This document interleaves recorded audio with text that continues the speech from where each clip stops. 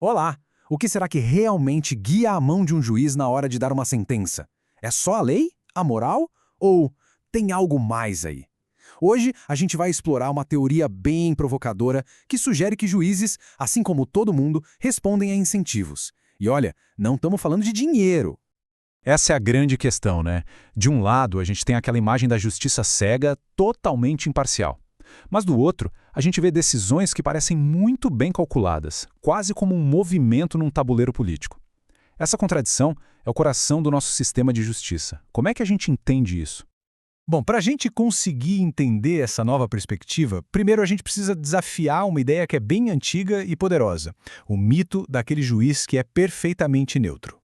A visão clássica, aquela de livro, nos apresenta o juiz quase como um robô, sabe? Ele recebe os fatos de um lado, aplica a lei do outro e pronto, sai uma sentença. Sem emoção, sem interesse pessoal.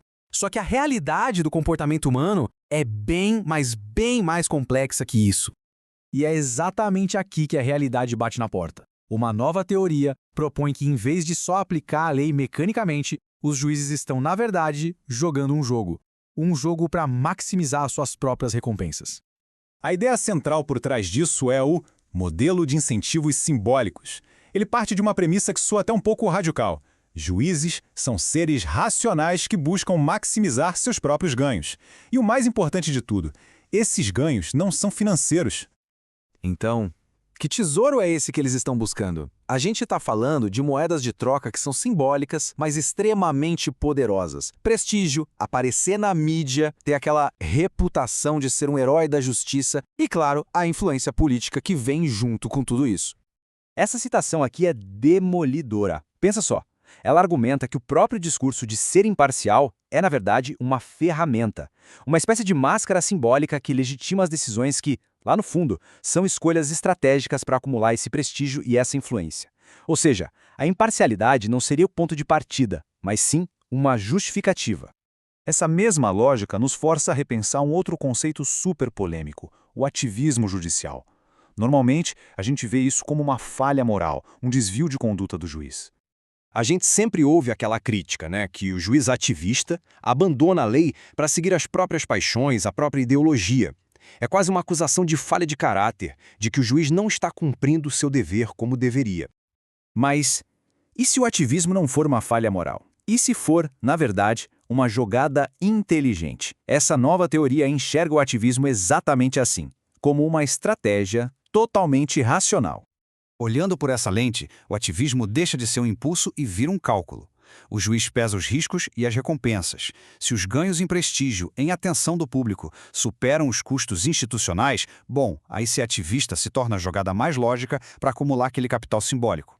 E a teoria vai ainda mais fundo, distinguindo dois perfis de juízes. De um lado, os adaptadores, são os mais prudentes, conformistas, que buscam a estabilidade.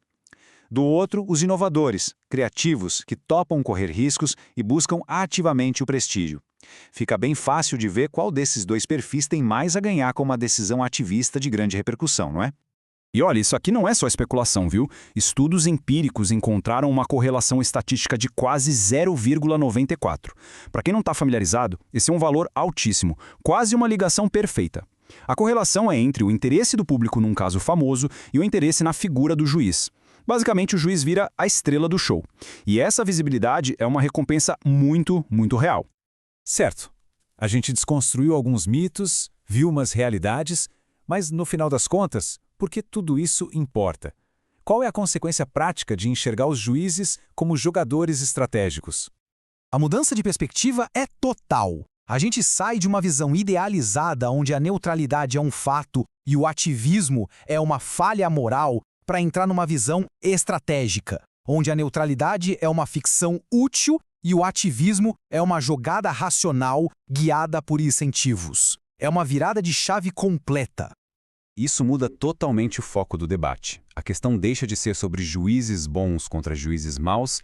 A verdadeira pergunta passa a ser: quais são as regras do jogo? Que sistema de incentivos a gente criou que torna certas decisões mais vantajosas do que outras para quem está decidindo?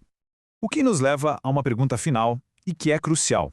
Se o ativismo judicial é mesmo uma resposta racional aos incentivos do sistema, Será que o problema não está na moral dos juízes, mas sim nas regras do jogo? Talvez a solução não seja esperar por heróis, mas sim redesenhar as instituições para que o comportamento que a gente espera da justiça seja também o comportamento mais recompensador. Fica aí a reflexão.